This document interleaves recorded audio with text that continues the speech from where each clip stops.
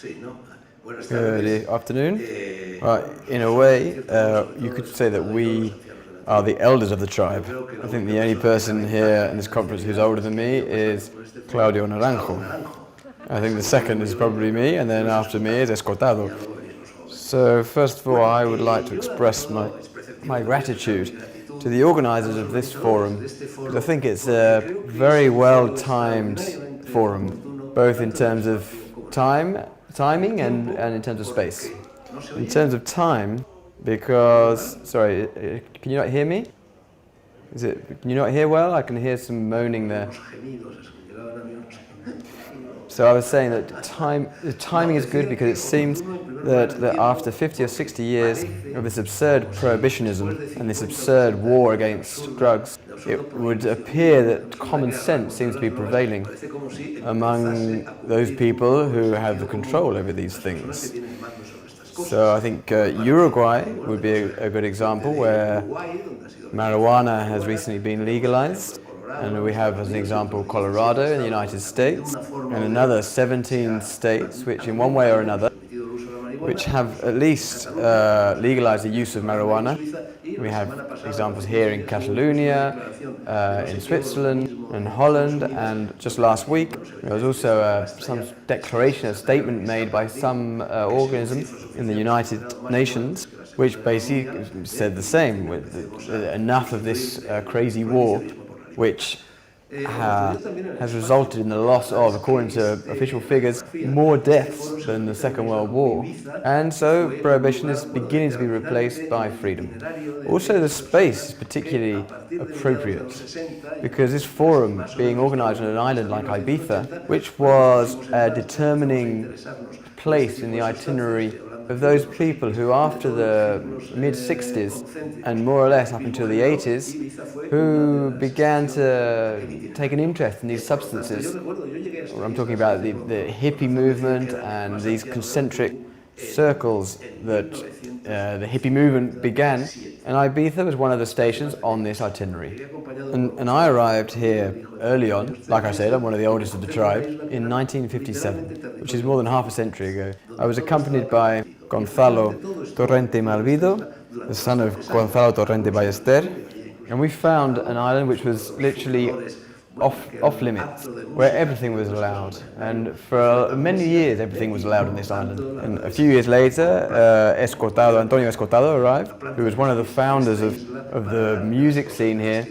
And so it's a real pleasure for me to step on this island again to speak about these things that we've been talking about for such a long time.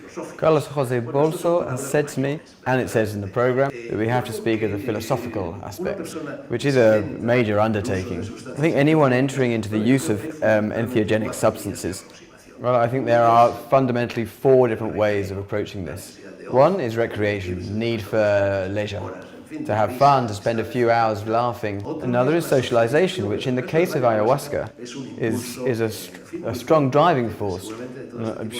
Undoubtedly, of all these kinds of drugs, the most socializing of all is ayahuasca. I found it quite funny reading a book since I've been here by Escotado, which is called 60 Weeks in the Tropics, 60 Semanas en el Trópico.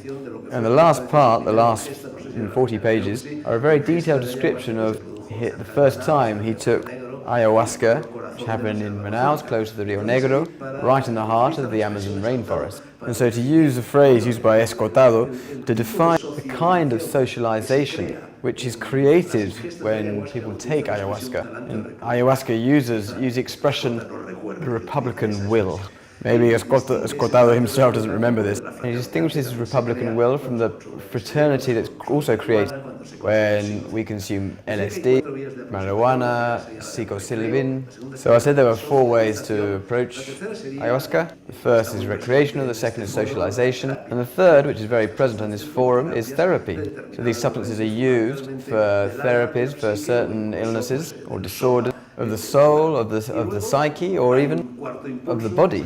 And then there's a fourth drive, which is philosophical curiosity, a longing for knowledge, the longing to find answers to all those old questions about who we are, who am I, what is the ego, what is the deep id, what is the world, what is reality, what is real reality. And I have to say that for me, the way that I approach the use of this substance has always been the fourth one.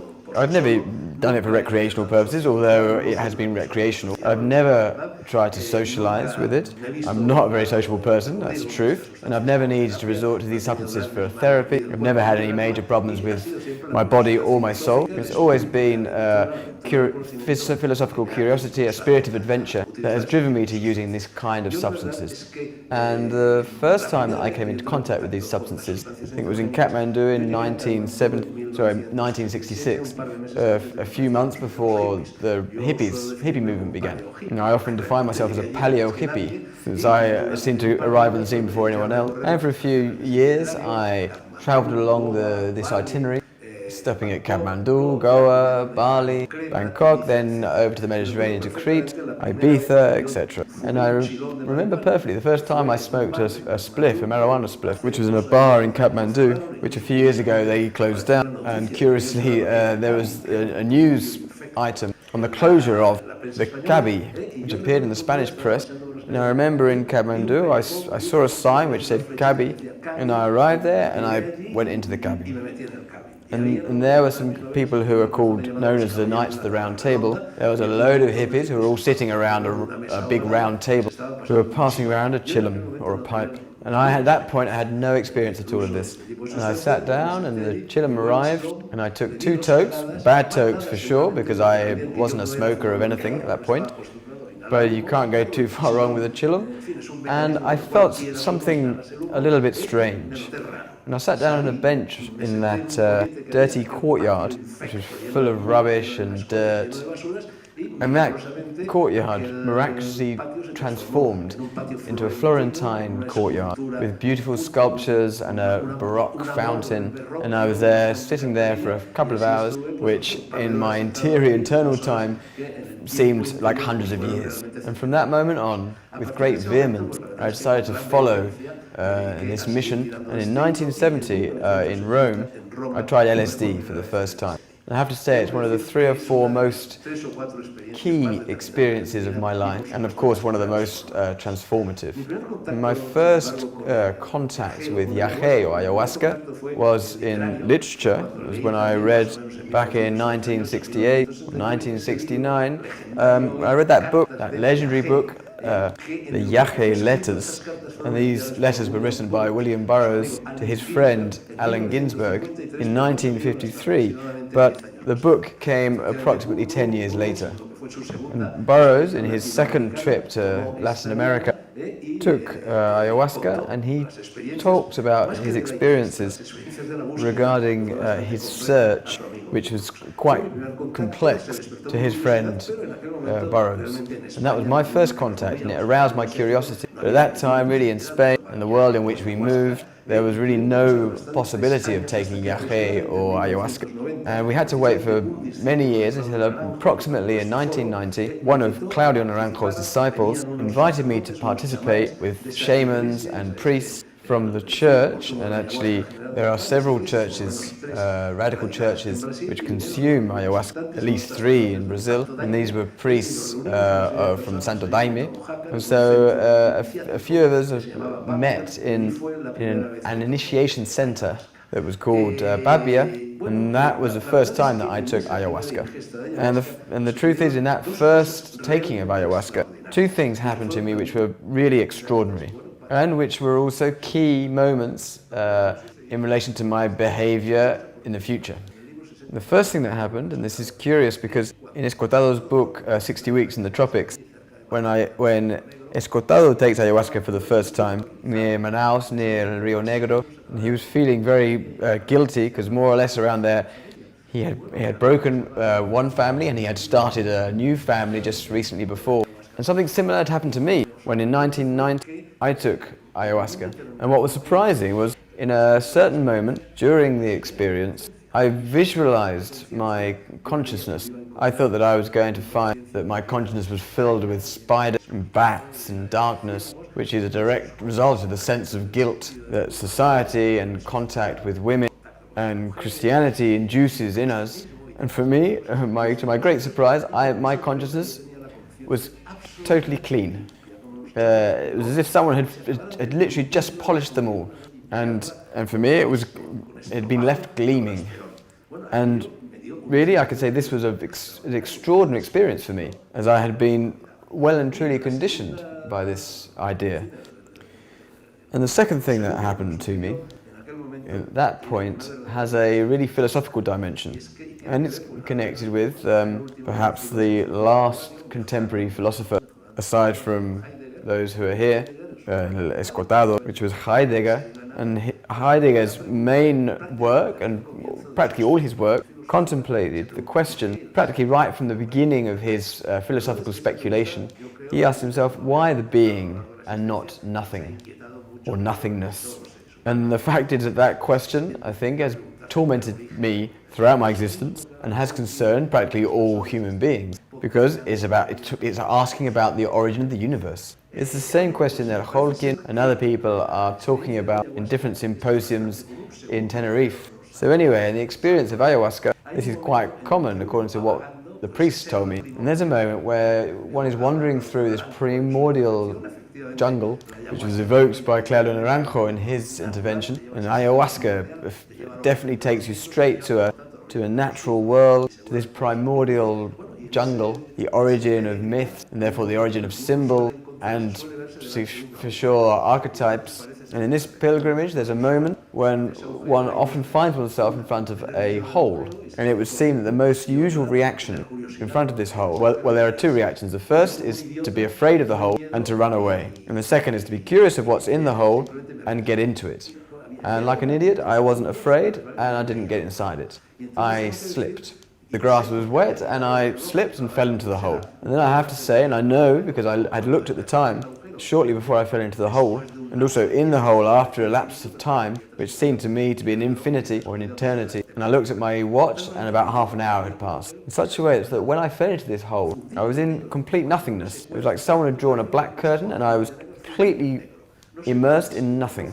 I didn't know where I was, I didn't exist, all the labels had been erased, the labels of my personal biography were completely erased, the labels of my affiliation, my empathies, my phobias, my beliefs, etc. And even the details of my physical image were erased. The colour of my skin, the colour of my eyes, the way my hands look.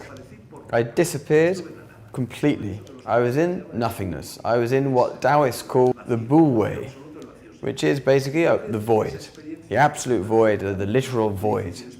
And I have to say that experience, which I find very difficult to explain, because it was an ineffable experience, and by definition, an ineffable experience can't be explained, but it was also supremely reassuring and comforting, because what I did know was that I was absolutely fine.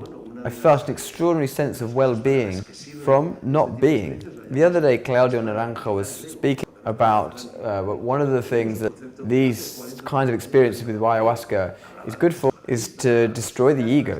And the ego is a concept that 40 or 50 years ago nobody spoke about. Psychoanalysts spoke of it, psychiatrists spoke of it, and it was talked about in small circles. But now it's a concept that's come into contact with common mortals and a wider public. Now everyone talks about the ego, normally without knowing what they're talking about. And the fact is, ego has become a very confusing concept for everyone, including those of us sitting at this panel. But if someone asked me what ego is, I would say it's the labels. The cultural pressure, historical pressure adds to children from the moment they are born. And these labels are firstly biographical by nature. They tell you you've been born, in my case, on the 2nd of October 1936 in Madrid, etc., etc., and that I'm Spanish. It gives you biographical data. Then you start getting information regarding your beliefs, your affiliation. You decide if you're right wing, left wing, are you a believer, an atheist, is a Muslim, Christian, or whatever. And at the same time, you start receiving this information I was talking about, which is transmitted to you through the mirror, which is information regarding your body, biographical information, and information about beliefs and opinions. And the sum of these labels that we add to ourselves creates a kind of shell in which the child submerges all of these details. And not just every child, but I would say every animal. Anyone who's had dogs or cats knows that there are no two cats are the same.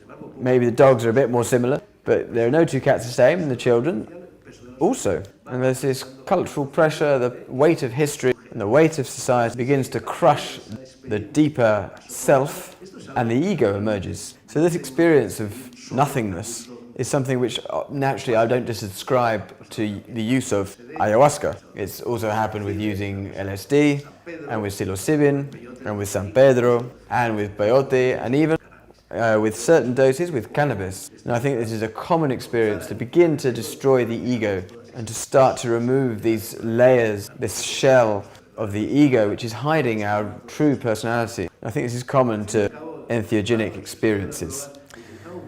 So Antonio Escotado used a term that I really like, and that is that this forms part of what Escotado calls the pagan conspiracy. At some point in time, humanity, a series of different people, reinitiated the search, the interior search, the search of consciousness, the spiritual search, the philosophical search that many centuries ago was being carried out, for example, in sanctuaries in the Greek-Roman world and in the pagan world, in Delphi or in Egypt or in other places.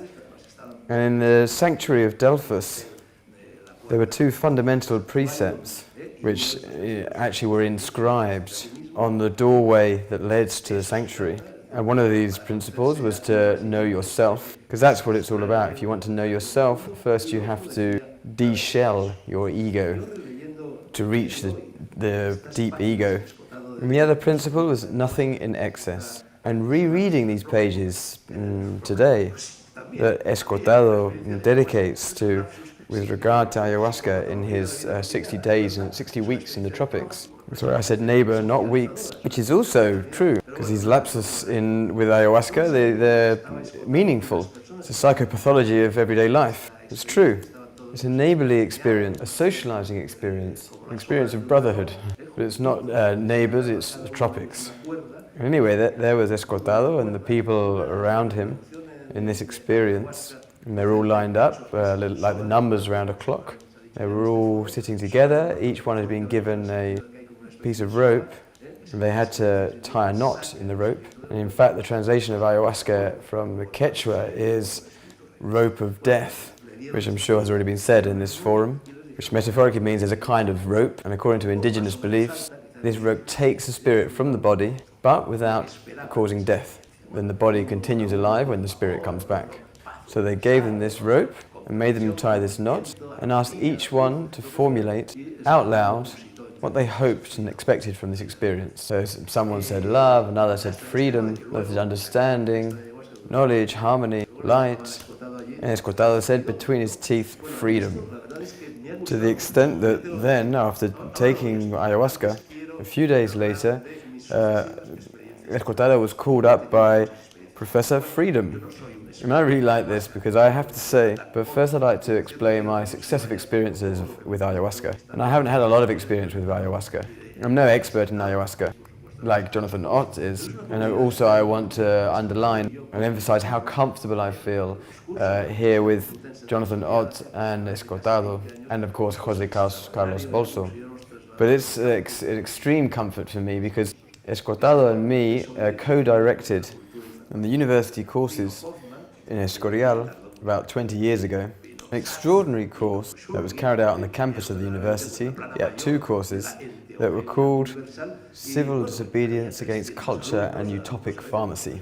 Hoffman came, who was still alive, it took ages for him to die. Satz came, Shugin came, all the big names in the world of entheogens. And there were 300 students, and students who sometimes were as qualified and well known as Alaska or Enrique Bumbari. And really an extraordinary climate was created there. Jonathan Ott was there, Escotado was there, and I was there. And that's when I met Jonathan Ott. And there's a funny anecdote there, where the dean of the University of Complutense, who was called Pepitad Benito, And 2 or 3 days after this course finished, the rector came to me in Soria.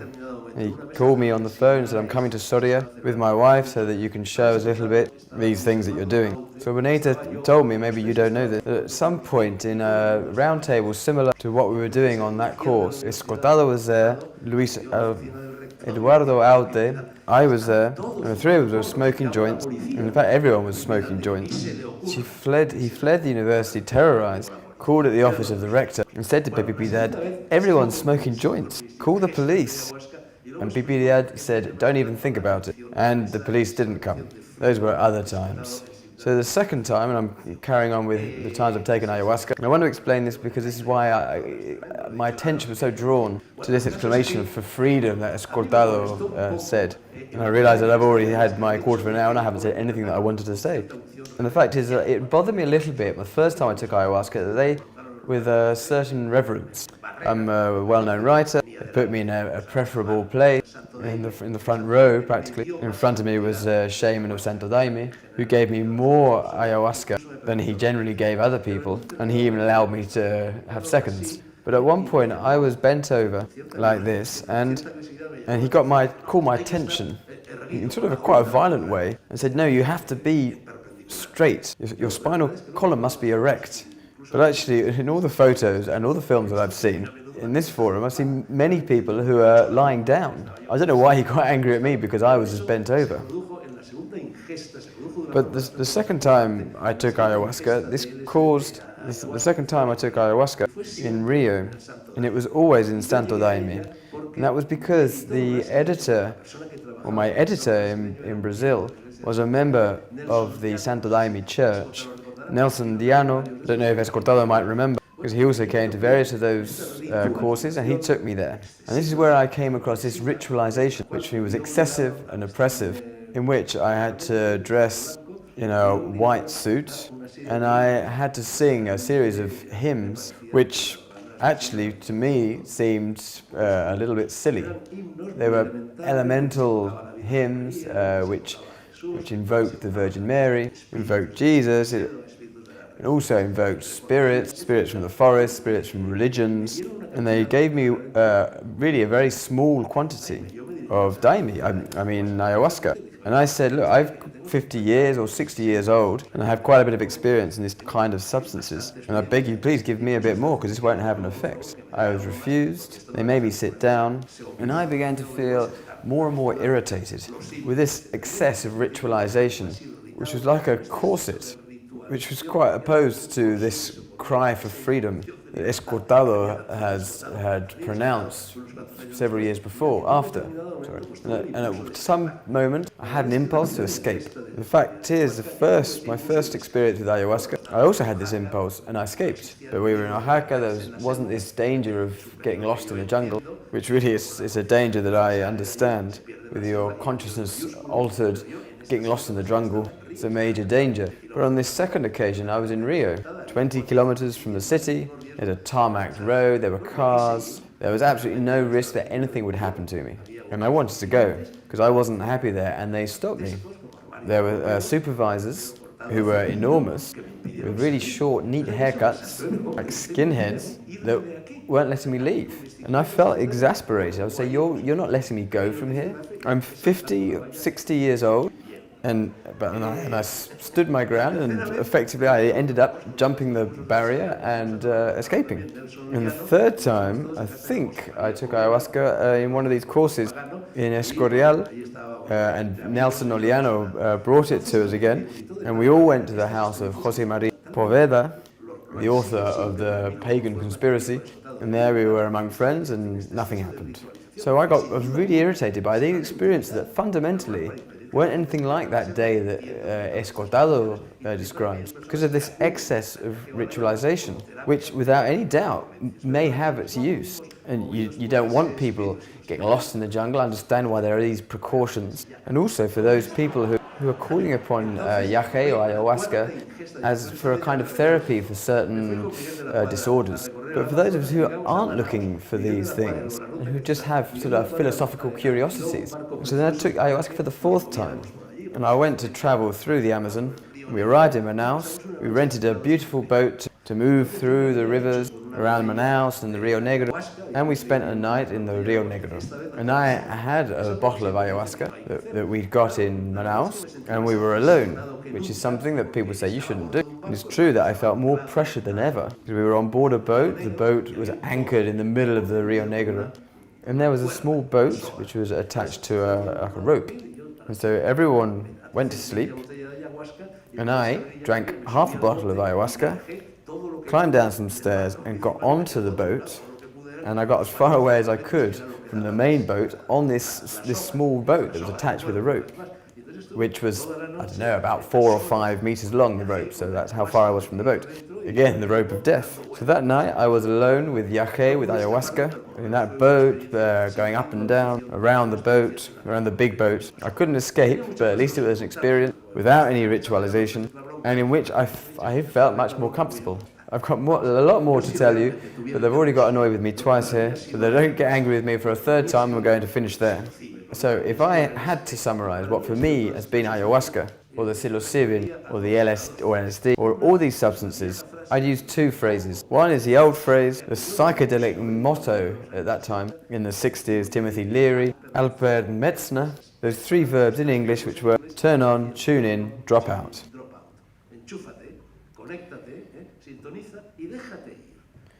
Which for me means leave behind the rituals, forget about limitations, leave all these things behind, let it flow, let it flow. And the second, this is one of the questions that Jose Carlos Bolso asked us all, and he sent a mail a while ago saying you should try and answer these questions. And for one of these questions I would need 90 minutes to begin to present them. So I'm not going to be answering those questions. But one of those questions was, did this experience serve any kind of purpose? And I would use the last verse of that magnificent poem by Carafris, the poem of Ulysses, the poem of Ithaca, which finishes by saying, poem of Ithaca, rich in knowledge and life, since you have returned, you know what Ithacus means. Thank you.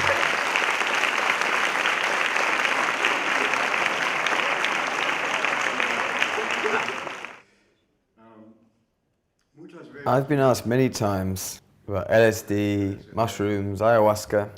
What does it do? This is asked by someone who has no experience, let's say. And the absolutely correct response is ineffable. And this, of course, satisfies no one and gives absolutely no information whatsoever. It's a bit like saying it doesn't do anything. It allows things to happen, which is also very correct, but doesn't give much information. I've thought a lot about this question for many years, and I've been thinking of different answers to this question. But I ended up saying that it allows me to see the universe more in terms of energy than in terms of matter. And for me, that's been the essence of the experience. And I'd like to add that I've not seen any kind of alien. I'd love to, and certainly not a great universal prophet that emerges from the chrysanthemum, the cosmic chrysanthemum, or this, or elves, or who jump out from behind the tree. I'd love to see that, but no. I just perceive the universe as energy and not as matter, and that has been fundamental for me. And it's an experience which is deeply anti-materialist. And I'd like to speak a little bit about the physics of reality and how this is far from being a hallucinogen, it's a dehallucinogen, and in fact allows us to perceive the universe more as it really is, or at least seems to be. And regarding the dimension of the universe, we're talking about around 44 orders of magnitude, and the smallest thing we can measure is the size of an electron. Speaking of matter, and not the amplitudes of waves, an electron is a quark. Both are fundamental particles. Quarks form baryons or hadrons, which basically means protons and neutrons. And this size is an attometer, 1 by 10 to the power of at least 18. And the biggest is 880 yoctometers, or 8.8 by 10 to the power of 26, which is the diameter of the observable universe. So, speaking still of the structure of matter, it's all made of atoms, and for chemists, speaking about the inorganic world, everything which is solid, with the only exception of glass, which actually isn't solid, it's actually just a very thick liquid, is made of crystals composed of the atoms that compose matter.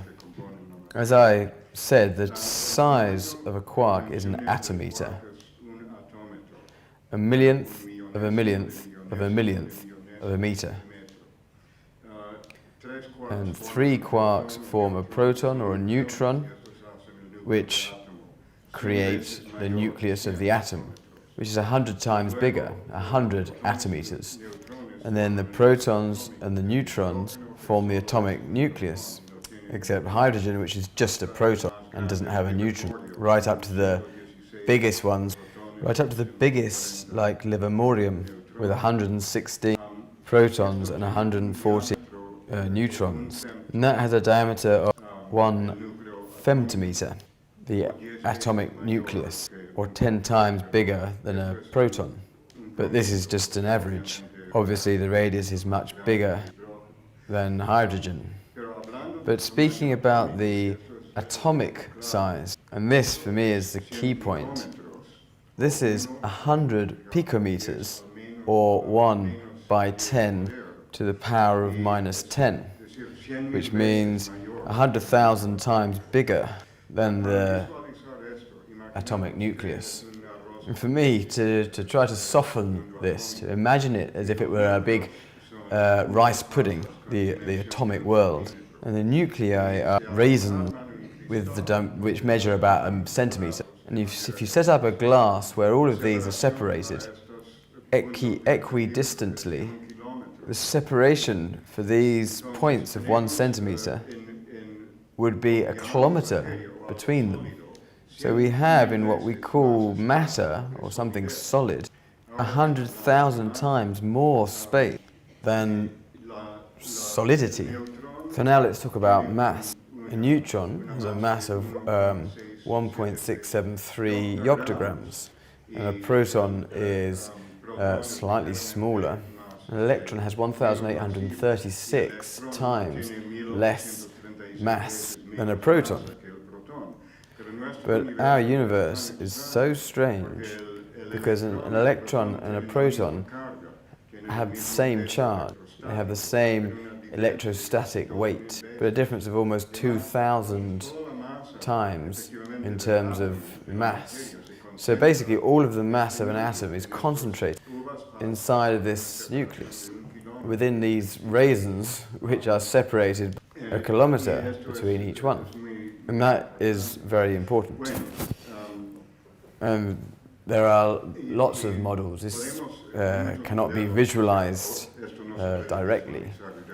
But we can conceive of this. This is not exactly empty space between the limits of the diameter of the atom and its nucleus. But these are like clouds of electrons which go moving frenetically, through this area and around this nucleus. Electrons need a lot of impetus to resist the traction, or the electrostatic traction, to avoid falling against the nucleus, which is positive. It has a positive charge. And there are 7 layers, which we call periods, of electrons, and each layer represents greater energy and greater distance from the nucleus. So it's not exactly space, but it's a cloud of probability regarding the location of these electrons. And depending on how you see this, it can be observed as a corpuscle, as an isolated thing, but also seen with a different viewpoint, as a wave, but with no means to propagate it. They used to think that it was an ether. It was used as a means of propagation for light waves, but that doesn't exist. So, also existing in the universe there is a way of eliminating all of this space and and of concentrating everything which is solid into matter, and this is called degenerate matter, or a neutron star. The protons and neutrons each has 3 quarks. There are 2 types of quarks, one above and one below. One has a positive 2/3 charge and the other a negative 1/3 charge. So one is neutral because it has 2 less, and the other is 1 positive. So they can oscillate. There are reactions which occur in a nuclear reactor of oscillation of a proton and a neutron, which means descend the periodic table. Like, for example, beryllium-7 with 4 protons and 3 neutrons, or lithium-7 with 3 protons and 4 neutrons. And you can also go up in the table because a neutron transforms into a proton, and that's how plutonium is produced for atomic bomb of uranium, by transformation of the neutrons and the protons. And a kind of the death of a star. Instead of exploding, or as a residual of an explosion, which is called a supernova, what remains is degenerate matter. Inside of a star, it's not liquid, it's not solid, or gaseous plasma, which is a 4th state of matter. There are no atoms, but just positive nuclei and electrons, separated, free electron, which is absolute freedom. So when this is flattened, what happens is it becomes like a pure neutron. The electrons are released, and all this mass is concentrated in 1 part in 100,000 of its previous dimension. And that's the densest we can conceive of in the universe. And in this reaction of releasing the electrons,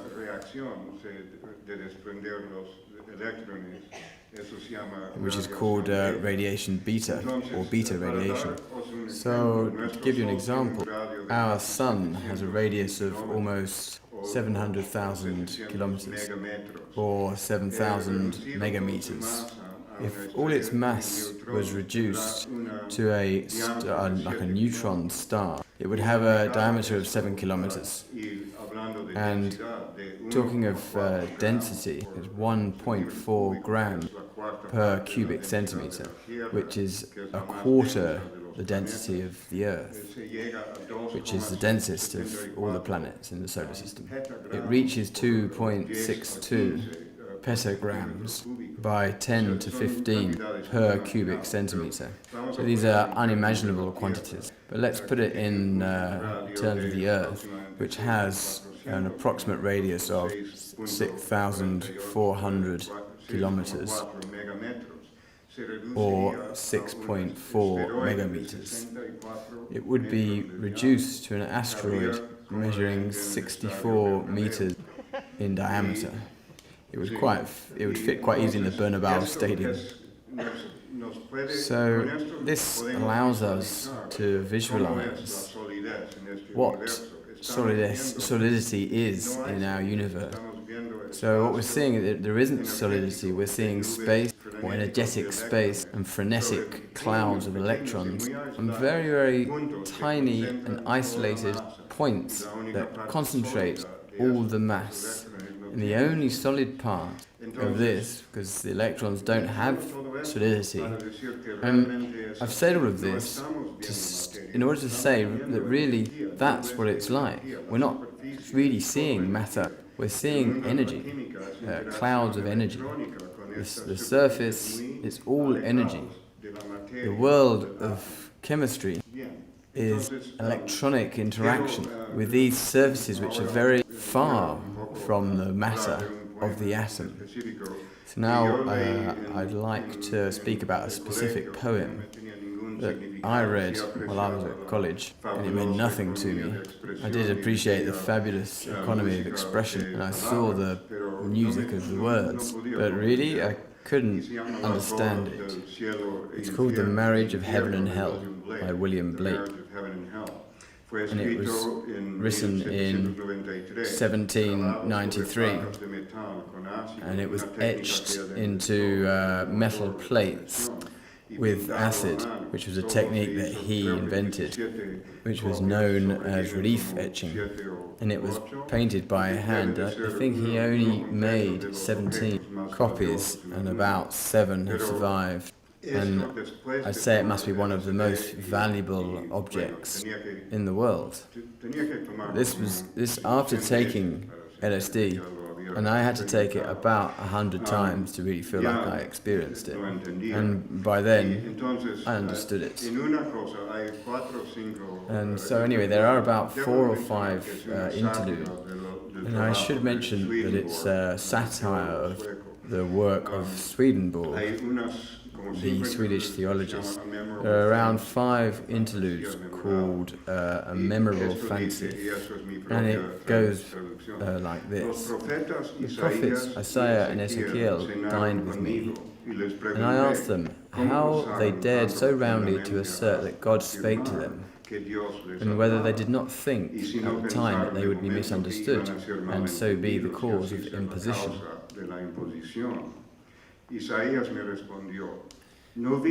Isaiah answered, I saw no God, nor heard any, in a finite organical perception, but my senses discovered the infinite in everything. And that expresses more beautifully what I'm trying to say, to perceive the infinite in all things. And then he speaks of energy in this same poem. And I should mention this is before theories of thermodynamics and before many things that we now today take for granted. All Bibles or sacred codes have been the causes of the following errors. Number 1, that man has 2 real existing principles, viz., a body and a soul. Number 2, the energy called evil is alone from the body, and that reason called good is alone from the soul. Number 3, that God will torment man in eternity for following his energies. But the following contraries to these are true. Number 1, man has no body distinct from his soul, for that called body is a portion of soul discerned by the 5 senses, the chief inlets of soul in this age. Number 2, energy is the only life and is from the body and reason, is the bound of or outward circumference of energy. And number 3, energy is internal delight. And I have dared to translate this in terms of physics. I call it William Blake's encounter with Richard Feynman, the Nobel Peace Prize winner for physics, and also a great bohemian marijuana smoker. So the contraries, which is the second part. Number 1, nothing is distinctly solid. Solidity is nothing more than an artifact of energy, given the limitations of our apparatus or our sensorial apparatus. Number 2, everything comes from the instinct of energy, the essence of matter, while it is the consciousness which is the 5th essence of energy. Number 3, neither created nor destroyed can energy be, and it is an eternal delight. So LSD allowed me not only to connect with these concepts of Blake, but with the world of physics, and it guided me towards chemistry also. And to finish, I just want to leave you with another little jewel by Blake, which says everything in about 19 words. Again, this is my own translation to Spanish. And this comes from a collection which is called Auguries of Innocence. To see a world in a grain of sand, and a heaven in a wild flower, hold infinity in the palm of your hand, and eternity in an hour. But that doesn't sound very good, so I'm going to say it now in English. Hold infinity in the palm of your hand, and eternity in an hour. Gracias. Thank you.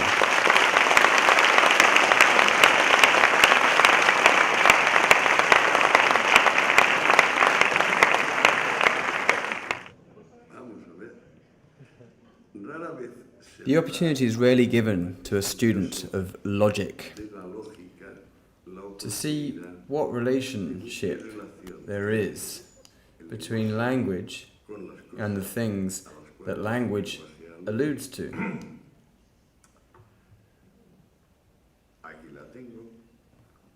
And since I have such a friendly public which can put up with the occasional inspiration of a misguided mind.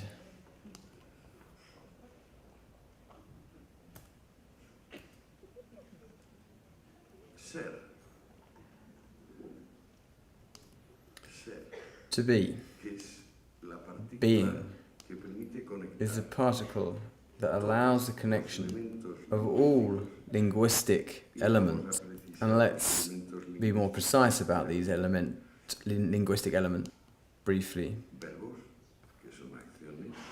Verbs, which are actions. Nouns, which represent what Jonathan calls protons or neutrons, nuclei. Adjectives, adverbs, conjunctions, and prepositions. Some languages don't use prepositions, like in German or in Greek, and instead they put them at the end of words. So once we've found out about the gender, the number, that doesn't matter. When people start to speak, they want somehow to highlight and put an accent on. They don't know themselves very well if it's on themselves or on the things that they are referring to. So they use extensively adjectives. And adjectives have a small problem, which is that they are polar. And I mean, they have a small problem which is in relation with what happens with verbs and what happens to nouns. For example, if I say horse, horse. But if I say no horse, well, that's fine, no problem. No horse doesn't exist.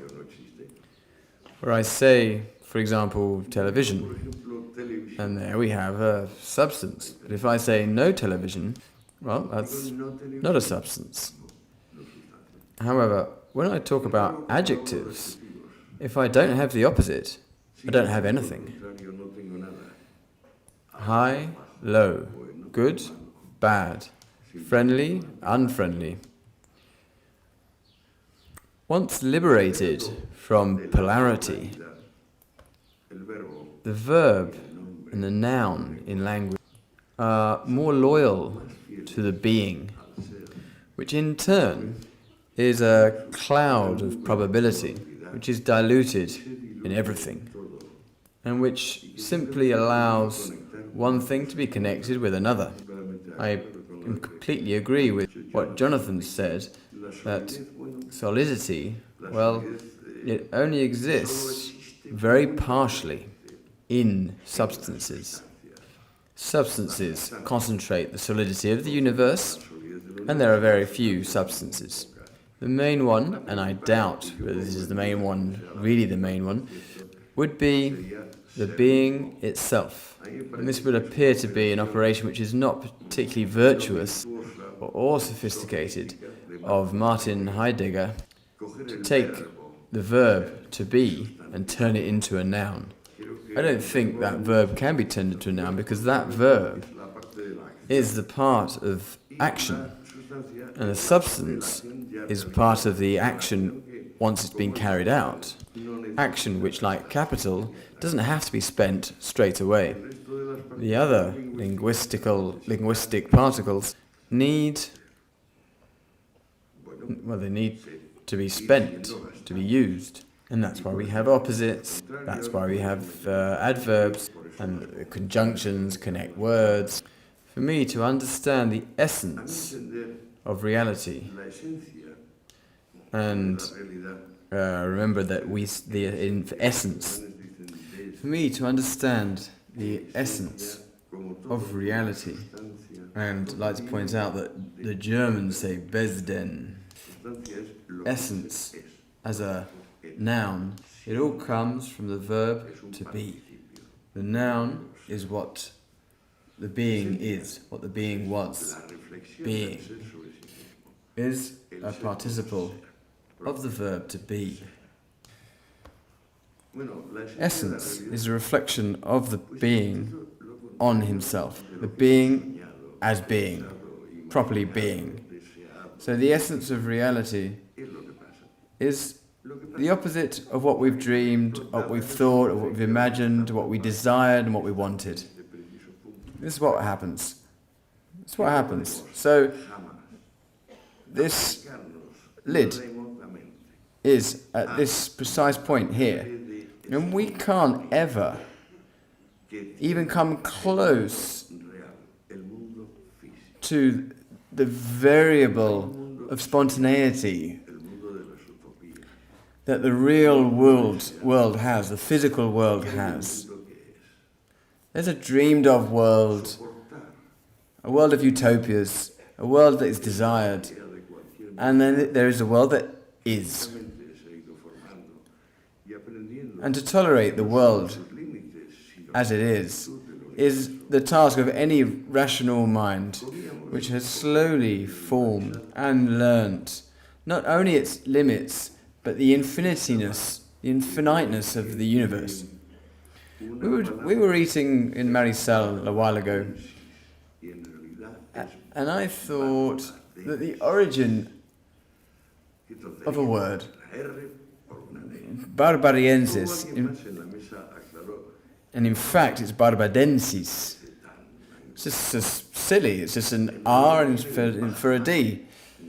And someone else at the table was clarified that the Bahamas, which is such an Anglo-Saxon sound, is actually come from Bajamar, from an Andalusian sailor who said, let's go down to the sea, Bajamar.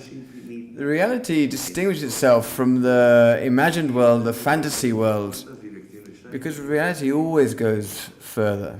Because reality is infinite in all directions. And you may ask me, how many directions are there? And I would say an infinite number. We're talking about a dimension, a transfinite. We're talking about this transfinite constantly. And we're in this dimension. And it is the honour of everyone that has reached, in my opinion, it's an honour for everyone who's managed to be, but even more so to be and have and be aware. In other words, this essence is reflection. In Latin, they used to say amor veritas, amor rei. If you truly love, then you love things the way they are. And the way things are essential. The way things are, they are inconceivably dense. We are nothing, but in that we have an advantage. There is only us, nothing else. We are miserable bores and drags, but there are only bores and drags. And then everything else, just fabulous currents of reality. And that's fabulous.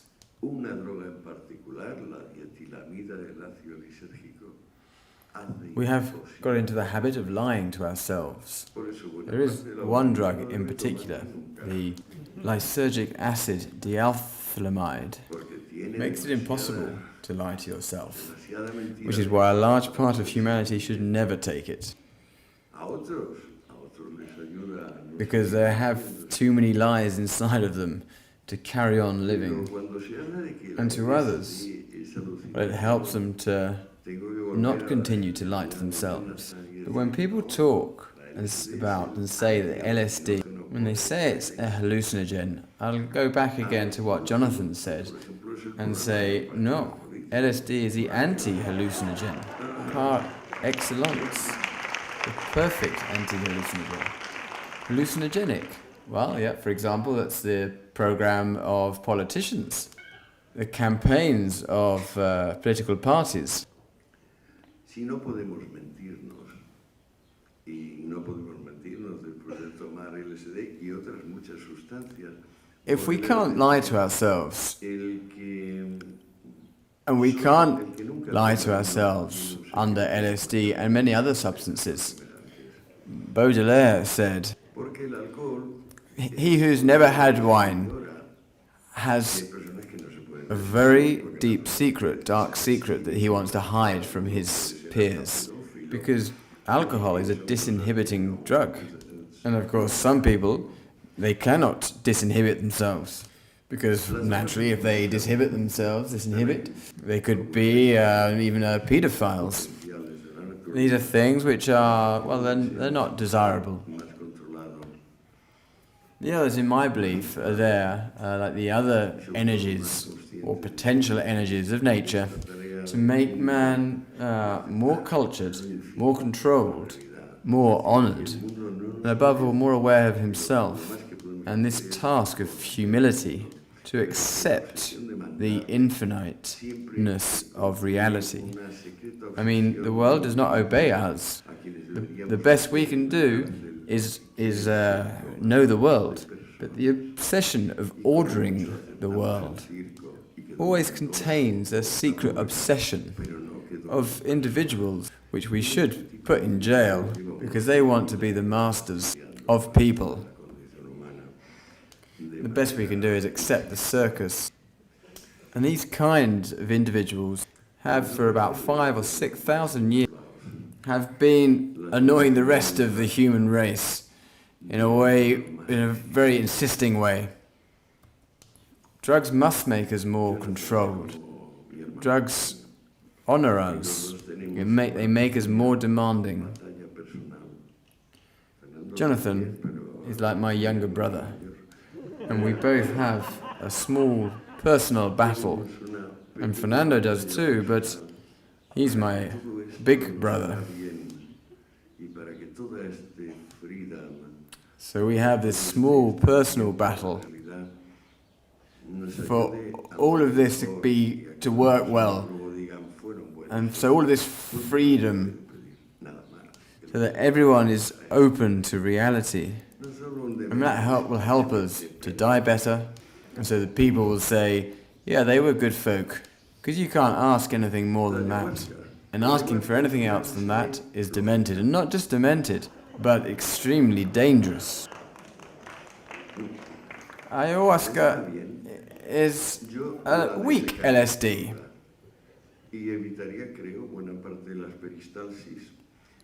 It's good. I would use the lot, and I think I would avoid quite a large part of peristalsis. But yeah, of course, that would affect all of that part of the ritual which prevails now over this type of drug or pharmaceuticals. So it probably wouldn't be authorized. So the suppliers, instead of trusting in the verbs and nouns, which are the essence of language, they prefer to support themselves on adjectives without realizing that they are all polar. If the truly real is this infinite depth, this infinite independence that the physical world has, the Greeks used to say physis, and they were referring to that spontaneity, which was continual and renewed, and that shadow, this reverential fear or awe, as they say. When I was small, when I saw little bits of iron which were being drawn by a magnet, I realised that all that was complete mystery. But there are so many people that haven't realised that it's all mysterious. But not a mystery that a wizard can resolve by taking off or taking out a rabbit from the hat. It's a mystery that can be cleared by patient study, knowledge, humility and respect. So if we change the situation and we start to say, well, maybe I'm not going to write any more adjectives and I'm going to rely on verbs and nouns with their corresponding prepositions, and I'm going to get rid of the adverbs as well, then we'll find that the world is nothing more than substance and permanent and accidents. And the transition from substance to accident and from accident to substance, that's where everything resides, I think.